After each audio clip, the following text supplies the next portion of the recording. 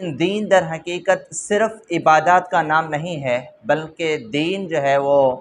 جس طرح عبادات کا نام ہے اسی طرح معاملات بھی دین کے اندر ہیں، معاشرت بھی دین کے اندر ہے۔ اس طرح جو ہے وہ کیا نام ہے معاملات کا ٹھیک ہونا، معاشرت کا ٹھیک ہونا اور جو ہے وہ اخلاق کا درست ہونا، عبادات کا ہونا، حقوق اللہ کا ہونا اور حقوق العباد کا ہونا، یہ سب چیزیں جو ہے وہ دین اسلام کے اندر داخل ہیں۔ بیچنے کو درست طریقے کے حساب سے تو درست قرار دیا ہے، حلال قرار دیا ہے، لیکن سودی لین دین کو اللہ تعالیٰ نے حرام قرار دیا ہے کہ انسان بغیر سودی معاملات کے کیا نام ہے یہ خرید و فروخت کرتا ہے اور شریعت کی روشنی کے حساب سے کرتا ہے تو یہ اس کا معاملہ ٹھیک اور درست ہوگا اور اس کی بے صحیح ہوگی، یعنی اس کا بیچنا اور لینا اور دینا، خریدنا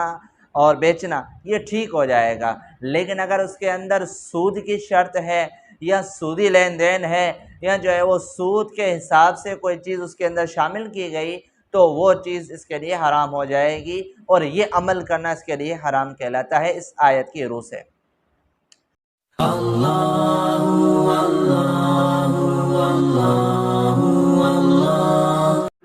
نحمدہ ونصلی علی رسولہ الکریم، اما بعد فاعوذ باللہ من الشیطان الرجیم، بسم اللہ الرحمن الرحیم۔ احل اللہ البیع وحرم الربا، صدق اللہ العظیم۔ وقال جابر قال لعن رسول اللہ صلی اللہ علیہ وسلم لعن رسول اللہ صلی اللہ علیہ وسلم آکل الربا وموکلہ وکاتبہ وشاہدیہ او کما قال علیہ الصلاۃ والسلام۔ سامعین محترم، گزشتہ دروس کے اندر میں نے آپ حضرات کے سامنے عبادات کے حصوں میں سے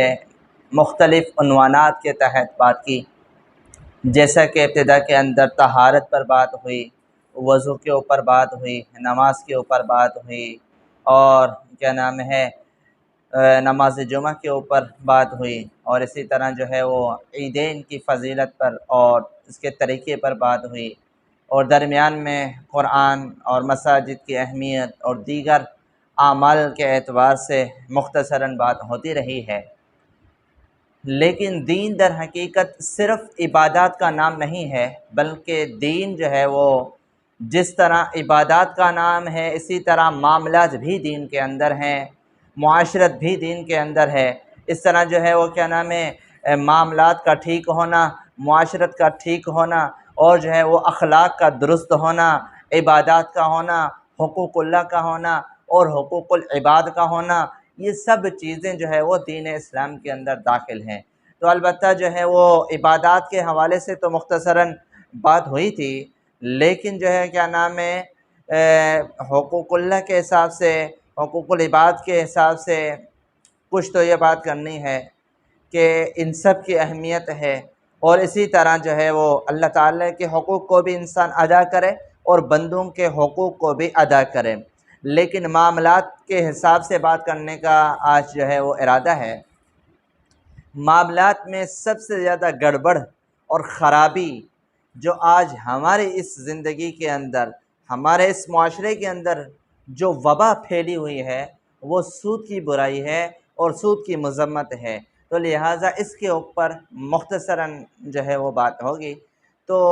اللہ تبارک و تعالی نے قرآن کریم کو نازل فرمایا، قرآن کریم کے اندر اللہ تبارک و تعالی نے تمام احکامات کو بیان کیا ہے اور اس کے ساتھ ساتھ نبی علیہ الصلوۃ والسلام نے ان تمام احکامات کی تشریح اور اس کی وضاحت اپنے الفاظ کے اندر بیان کی ہے اور اسی طرح جو ہے وہ رسول اللہ صلی اللہ علیہ وسلم نے قرآن کریم کی وضاحت اور تفسیر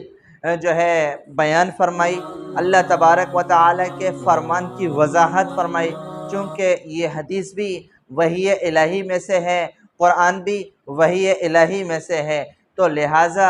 گویا کہ اللہ کے نبی صلی اللہ علیہ وسلم نے ان سب چیزوں کی وضاحت فرما دی ہے، تو لہٰذا معاملات کے حساب سے ہمارے معاملات اچھے اور درست ہونے چاہیے۔ اس اعتبار سے قرآن کریم کے اندر جو ہے وہ سود کے حوالے سے سود کی حرمت کے حساب سے بیان کیا گیا۔ اللہ تبارک و تعالی نے سورہ بقرہ کے اندر یہ ارشاد فرمایا احل اللہ البیع وحرم الربا، کہ اللہ تبارک و تعالی نے بے کو حلال قرار دیا ہے۔ بے یعنی خرید و فروخت جو معاملات ہوتے ہیں ان چیزوں کو اللہ تعالیٰ نے حلال قرار دیا ہے، اور سود کو وحرم الربا، ربا جو عربی کا لفظ ہے جس کا معنی جو ہے وہ اردو کے اندر سود کے حساب سے کیا جاتا ہے، سندھی کے حساب سے بیاج کے معنی میں یہ لفظ استعمال ہوتا ہے، تو اس بیاج کو، اس سود کو اللہ تبارک و تعالی نے اس آیت کے ذریعے سے حرام قرار دیا۔ اور اللہ تعالیٰ نے یہ ارشاد فرمایا احل اللہ البیع وحرم الربا، کہ اللہ نے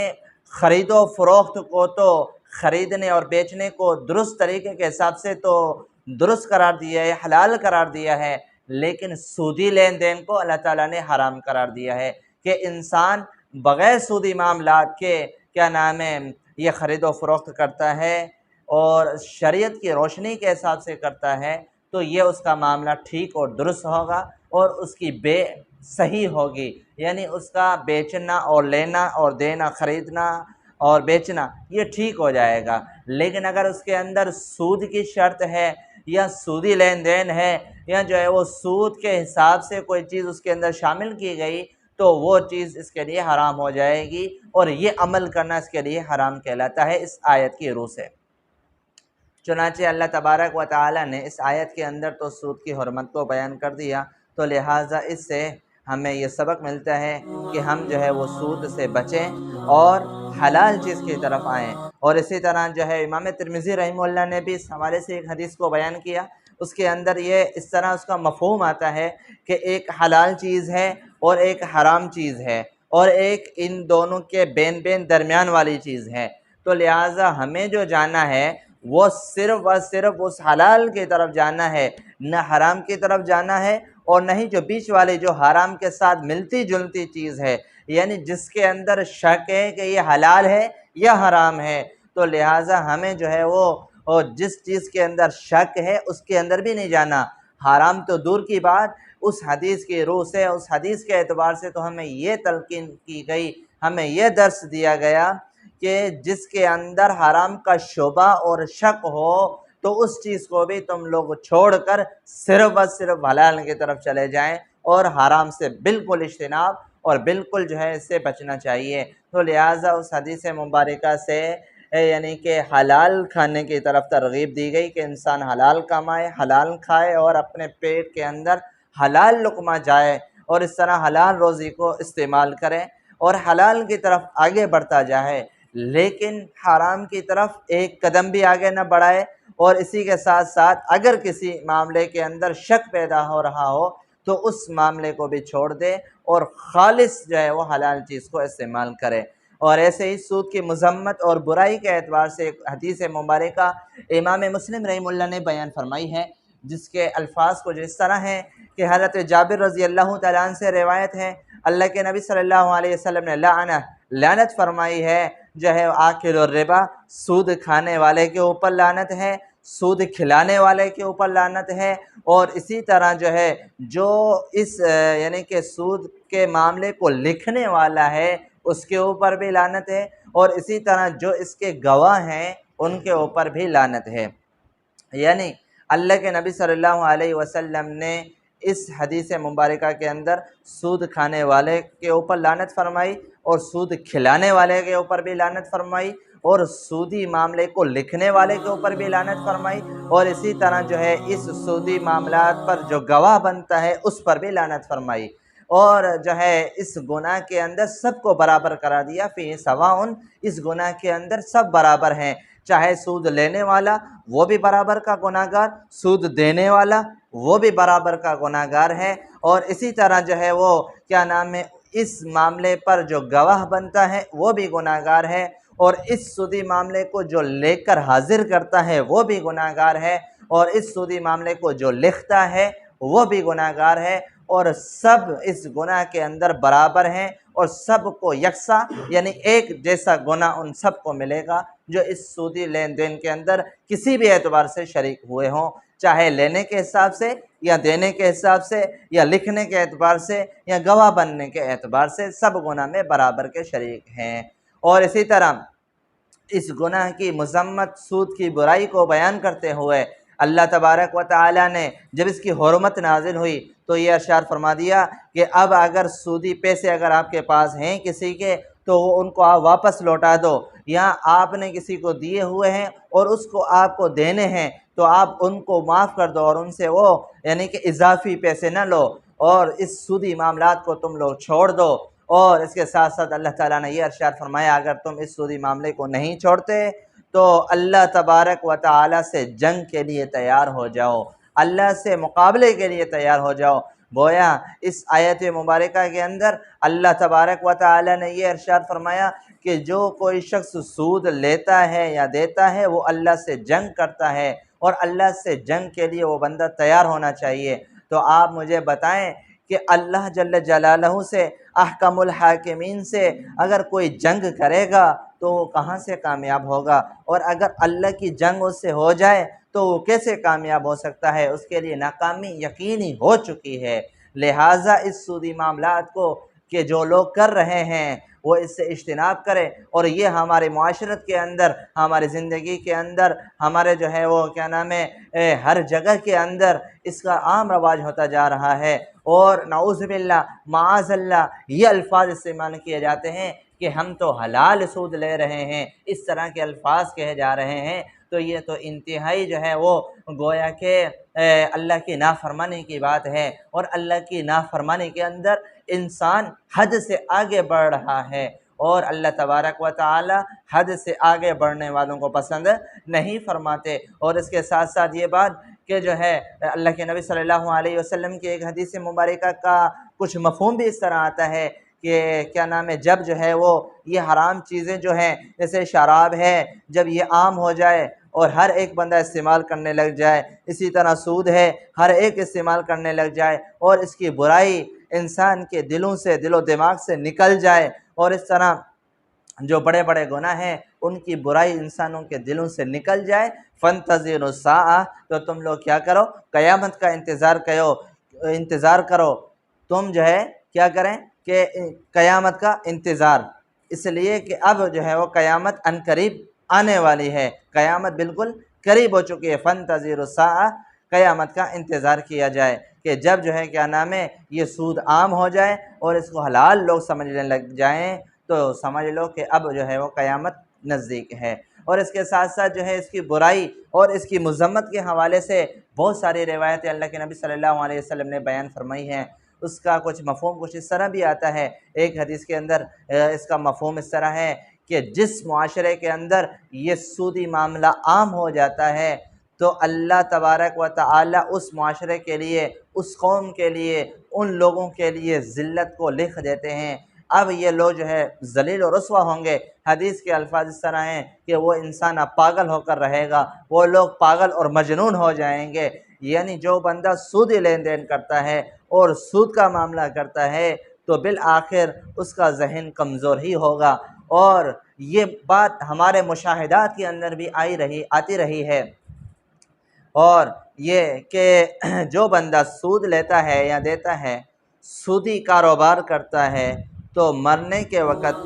اس کے لیے اس کے جیب کے اندر 1 روپیہ بھی پیسہ نہیں ہوتا، بالکل ختم ہو جاتا ہے۔ بظاہر تو دکھنے میں آتا ہے کہ یہ بہت زیادہ مال میرے پاس آ گیا، لیکن یہ مال کیسے جاتا ہے اس بندے کو خود کو پتہ نہیں چلتا۔ جو سود لے رہا ہے یا دے رہا ہے، سودی معاملات کر رہا ہے، اس کو خود پتہ نہیں چلتا وہ پیسہ کہاں گیا اور کیسے خرچ ہوا اور کہاں خرچ ہوا، اس کو خود کو پتہ نہیں چلتا۔ تو لہٰذا یہ ایک برائی ایسی ہے کہ جب انسان دنیا سے جاتا ہے تو اس کے پاس کچھ بھی نہیں بچتا، اور ایسے ہی جو ہے انسان کا عقل سلب کر لیا جاتا ہے، چھین لیا جاتا ہے، انسان کی عقل ختم ہو جاتی ہے جب یہ سودی لین دین کرتا ہے بندہ۔ تو لہٰذا اس بات پر بھی مشاہدات ہیں کہ جو لوگ سودی معاملات کرتے ہیں وہ کیا نام ہے خود اپنے آپ کو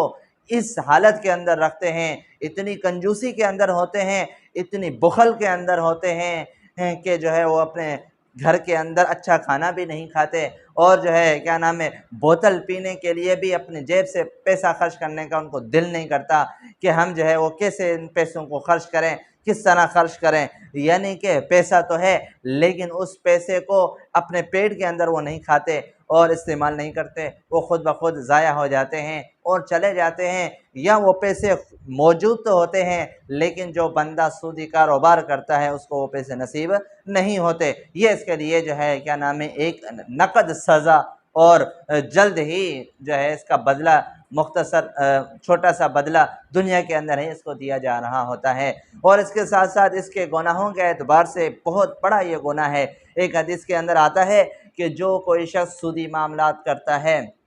اور سودی لین دین کرتا ہے تو یہ جو ہے گناہ ایسا گناہ ہے گویا جو ہے وہ 26 مرتبہ اس نے زنا کیا ہو، یعنی 26 مرتبہ زنا کرنے کے برابر سودی کاروبار کرنے کا گناہ ہے۔ ایک اور حدیث کے اندر آتا ہے کہ یہ سودی معاملات جو لوگ کرتے ہیں ان کا گناہ ایسا ہے، ایسا سخت گناہ ہے کہ جیسے اس بندے نے اپنی والدہ کے ساتھ، اپنی ماں کے ساتھ زنا کیا، اتنا سخت قسم کا گناہ ہے اس سود لینے دینے اور اس پر لکھنے اور اس پر گواہ بننے والوں کے اوپر، کہ جو کوئی بندہ اس طرح کی حرکت کرتا ہے، سودی لین دین کرتا ہے، تو یہ گناہ ایسا ہی ہے جیسا کہ اس نے اپنی والدہ کے ساتھ زنا کیا۔ اور ایک حدیث کے اندر اللہ کے نبی صلی اللہ علیہ وسلم نے یہ ارشاد فرمایا 7 قسم کے بہت بڑے گناہ ہیں، اور وہ 7 قسم کے گناہ ان میں سے گنواتے ہوئے ایک تو والدین کی نافرمانی کو یہ بھی بیان کیا، اور شرک کو بھی بیان کیا، کسی کو ناحق قتل کرنا اس کو بھی بیان کیا، اور اس کے ساتھ ساتھ جو ہے وہ اس چیز کو بھی بیان کیا کہ جو کوئی بندہ سود لیتا ہے، سودی معاملات کرتا ہے، وہ بھی سب سے بڑا گناہ ہے۔ تو لہٰذا یہ سودی معاملات کرنا یہ جو ہے کیا نام ہے انتہائی بے وقوفی کی علامت ہے۔ انسان اس جو ہے وہ سود سے توبہ کرے، اور توبہ کرنے کے بعد اپنے اندر یہ عزم اور ارادہ کر لے کہ اب مجھے صرف اور صرف حلال کی طرف جانا ہے اور حرام سے بچنا ہے، اور جن چیزوں کے اندر حرام کے حساب سے شک اور شبہ ہے ان چیزوں سے بھی بچنا ہے، یعنی خالص حلال کی طرف ہمیں آنا ہے، شکوک اور شبہات والی چیزوں کو چھوڑ دینا ہے۔ جب شکوک اور شبہات والی چیزوں کے چھوڑنے کا حکم ہے تو حرام کے چھوڑنے کا حکم تو بطریق اولا آئے گا۔ تو لہٰذا سود کی برائی اور اس کی مذمت آپ حضرات کے سامنے بیان ہوئی۔ اللہ تبارک و تعالی نے بے کو یعنی خرید و فروخت کو تو درست قرار دیا ہے، بے کو حلال قرار دیا ہے کہ انسان حلال طریقے سے کمائے، حلال طریقے سے کاروبار کرے، اور جو ہے حلال طریقے سے کاروبار کرنا یہ ایک اچھی بات ہے، اور یہ پیشہ اختیار کرنا چاہیے۔ اور انبیاء کرام علیہ الصلوۃ والسلام نے بھی کوئی نہ کوئی اس طرح کا پیشہ اختیار کیا۔ لہٰذا اگر کوئی بندہ اپنے حلال کمانے کے خاطر کوئی پیشہ کرتا ہے، کوئی کام کرتا ہے اور حلال کماتا ہے تو یہ اس کے لیے زیادہ اچھی بات ہے۔ اس کے جو ہے کیا نام ہے اس کے لیے یہ اس طرح کا عمل کرنا یعنی حلال کو کھانا یہ انسان کے اوپر فرض ہے۔ اب اس کی مثال ایک میں آپ حضرات کے سامنے سنا دیتا ہوں۔ مثال کے طور پر ایک بندہ ہے جو 2 رکعت نفل نماز پڑھ رہا ہے، اور ایک بندہ وہ ہے جو فرائض ادا کر لینے کے بعد، سنتیں ادا کرنے کے بعد وہ جو ہے نفل نہیں پڑھتا اور باہر کاروبار کی طرف چلا جاتا ہے اور حلال روزی کرتا ہے اور حلال کاروبار کرتا ہے، اور اس طرح کی آواز مثال کے طور پر دے رہا ہے 20 روپے کلو جو ہے ٹماٹر ہے، اس طرح کی آوازیں دے رہا ہے، تو یہ صدائیں لگانے والا 20 روپے پاؤ، 20 روپے کلو، اس طرح کی جو آوازیں لگا رہے ہیں یہ، اور جو ہے وہ نفل پڑھنے والے، ان دونوں کے درمیان وہ جو اس طرح کی آوازیں دے رہا ہے اور اپنے لیے، اپنے پیٹ کے لیے، اپنے بچوں کے لیے حلال کما رہا ہے، یہ زیادہ اولا اور بہتر ہے، اس لیے کہ حلال رزق کھانا یہ لازم ہے، یہ فرض ہے، اور نفل کا درجہ نفل ہے، یعنی اس نے فرائض ادا کر لیے ہیں، فرض نماز اور سنت موقدہ ادا کر لینے کے بعد اب کاروبار میں گیا ہے تو یہ زیادہ بہتر ہے کہ وہ حلال بھی کما رہا ہے اور اللہ کے فرض کو بھی ادا کر آیا ہے۔ تو لہٰذا حلال کمانا یہ کوئی برا نہیں ہے بلکہ اس کے اندر بھی ثواب ملتا ہے۔ اسی لیے تو اللہ کے نبی صلی اللہ علیہ وسلم نے یہ ارشاد فرمایا تھا کہ جو اچھے تاجر ہیں، اچھی تجارت کرنے والے ہیں، حلال طریقے سے کاروبار کرنے والے ہیں، وہ قیامت کے دن نبی، شہداء اور صدیقین کے ساتھ ہوں گے۔ تو لہٰذا یہ جو ان کو مقام مل رہا ہے یہ ایسے نہیں مل رہا بلکہ حلال کمانے کے حساب سے ان کو مل رہا ہے کہ وہ تاجر حلال رزق حاصل کر رہے ہیں۔ تو لہٰذا ان تجار کے لیے بھی کہ وہ جو ہے حرمت سے، حرام چیزوں سے بچیں اور حلال کی طرف آگے بڑھیں، تو یہ ان کے لیے فضیلت ہے۔ اور اس کے ساتھ ساتھ اللہ تبارک و تعالیٰ نے حلال یعنی بے کو، اس کاروبار کو تو حلال قرار دیا، لیکن سود کو، اس بیاج کو حرام قرار دیا ہے کہ انسان جو ہے اس کاروبار سے جس کے اندر سود ہو یا سود کا شبہ اور شک پایا جاتا ہو، ان چیزوں سے بچے۔ اور ایسے ہی اللہ تبارک و تعالی نے اس سود جو ہے وہ سودی معاملے کرنے والے سے جنگ کا اعلان کیا ہے۔ تو یہی ایک جو ہے کیا نام ہے آیت اور یہی ایک بات اور یہی ایک دھمکی اللہ تبارک و تعالی کی طرف سے لوگوں کے لیے آئی، یہی عقل مند انسان کے لیے کافی ہے کہ وہ اللہ سے جنگ نہیں کر سکتا۔ تو لہٰذا سودی معاملات کو چھوڑ دینا چاہیے اور حلال کی طرف راغب ہونا چاہیے اور حلال کی طرف رغبت پیدا کرنی چاہیے۔ اب یہ سوچنا کہ سرکاری اعتبار سے بڑے پیمانے سے اس سودی معاملات کو ختم کیا جائے تو ہم ختم کریں گے، ایسا نہیں، بلکہ اگر بڑے اس طرح کر رہے ہیں تو یہ جو وبال ہے وہ ان کے اوپر ہے، لیکن ہر ایک فرد کی اپنی ذمہ داری ہے، ہر ایک انسان کی اپنی ذمہ داری ہے کہ وہ اپنے نفس کو، اپنی جان کو، اپنے پیٹ کے اندر حلال لقمہ جو ہے داخل کرے، حرام کا ایک لقمہ بھی اس کے پیٹ کے اندر نہ جائے۔ اپنے اعتبار سے ہر بندہ یہ کوشش کرے کہ سود جو ہے وہ بالکل ختم ہو جائے، اور سود کے ختم کرنے کی طرف انسانوں کو کوشش کرنی چاہیے اور اس سے بچنا چاہیے اور اس حرام چیزوں سے اجتناب کرنا چاہیے، تو اللہ کی طرف سے رحمتیں اور برکتیں نازل ہونا شروع ہو جائے گی۔ تو بہرحال